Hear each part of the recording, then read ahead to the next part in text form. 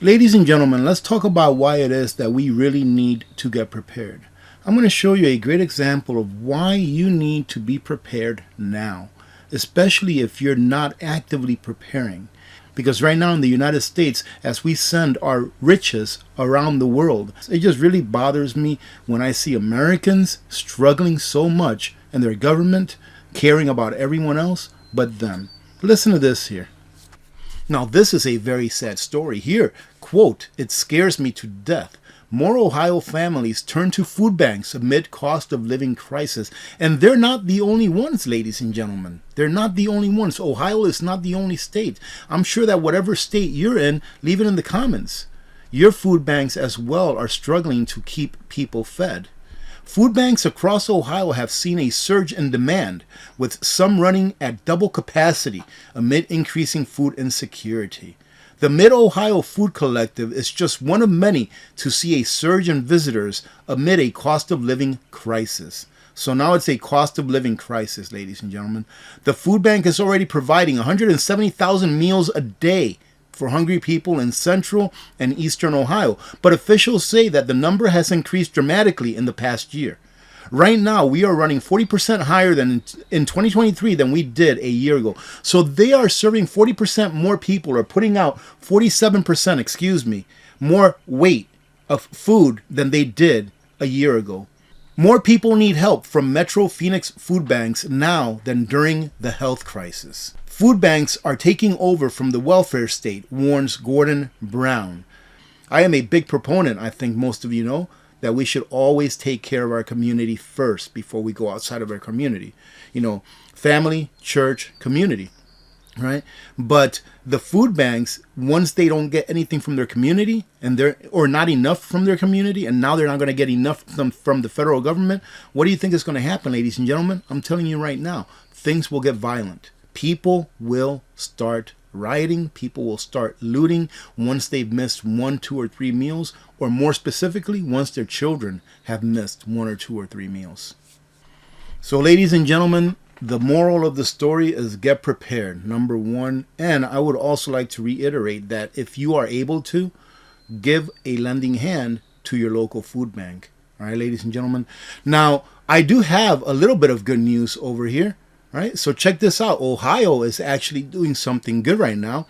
Medical rights to refuse constitutional amendment powered by Ohio citizens and OAMF. I'm not sure who OAMF is, but here it says the medical right to refuse. You should retain the right to choose or refuse what medicines you put in your body. And this is a bill that I believe they're trying to pass through the Ohio legislature. And I just thought that I'd share that with you because that is great news. It's what every darn state ought to be doing right now. And as we've seen, a lot of states are taking actions to protect themselves from the federal government. And I believe that every state ought to take the same actions. It doesn't matter what side you're on.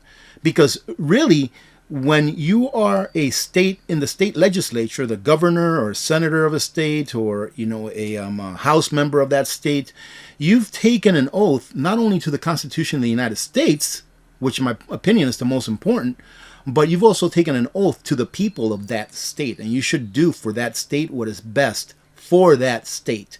Because we originally were these United States of America, meaning that we all 50 states, we all have, different needs and ideologies. So we should be able to run our states the way that the people of that state want to. So I think this is great. I know I beat this horse to death right here. I just think I'm pretty excited about this. I think this is a great thing. I'm not going to get into this article very much, but I think it's important that I point it out and that I leave the link to this article, along with all the other ones that I've shared with you today, ladies and gentlemen, on a pinned comment so that you can come revisit it. But listen to this. A colossal failure around the world, right?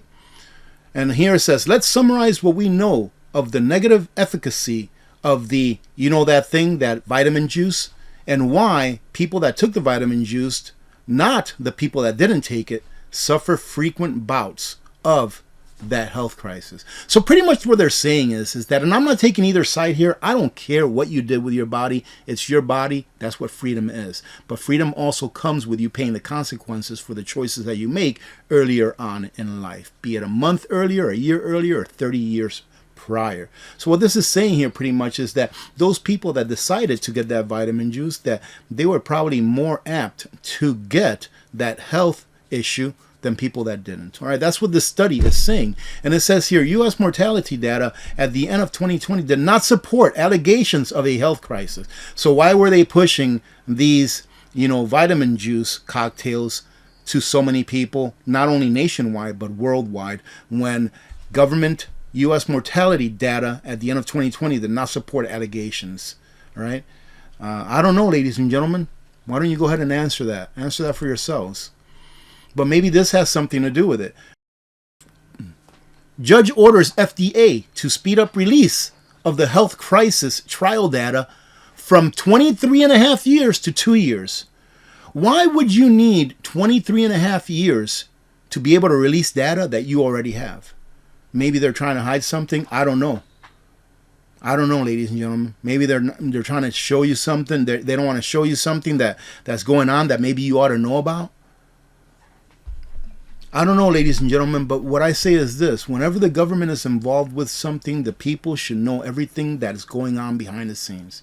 Whenever the government is taking your liberties, whenever the government is taking your money, and taking your money via taxation or inflation, either or, is taking away your liberties. Because your money is your private property. It's what you have to give up of yourself in order to trade for something else, in order for you to live the standard of living that you want. So when the government takes your stuff and then they tell you, pretty much give you an ultimatum of, hey, you either take this or you're not going to be able to work. When they do that and they exert that amount of power on you, it should be very transparent as to what's going on. I don't think 23 and a half years is very transparent at all. I thought I'd go over the charts with you really quick, just check a couple of things. And the funny thing is that here I'm talking about how rice is going up, and rice just took a really big fall.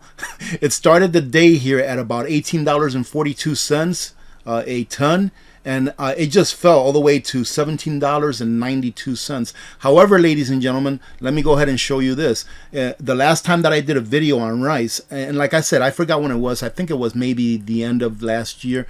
But check this out. I had some markers here that this right here, if you see this yellow line that's in the bottom here, if you follow this right here, you can see that 1 year ago, about a year and 2 months ago, roughly, all right, from March of 2022 to today, rice has gone from $14.62 to the current $17.93, which is roughly 20-25% or so price increase. And they are saying that it's going to go up even higher.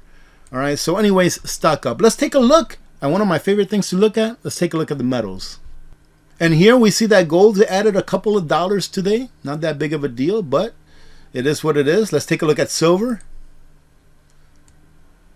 After silver's big slam down last week, which was pretty awesome, whenever silver gets slammed down, I take that as an opportunity to go and get a little bit more on the cheap. In my opinion, I'm not a financial advisor. If you can get silver under $30 right now per ounce, man, that is a great deal. I can only see it going up in the long term. Not in the next month or two, but in the long term, I see it going up. And one of the big winners, I believe, of the precious metals industry in the next 3 or 4 or 5 years, I believe, will be platinum, because platinum, runs in cycles, and I believe it's going to start a bull market cycle that's going to last several years, where it's probably even going to get higher than gold. But that's just me thinking out loud, ladies and gentlemen.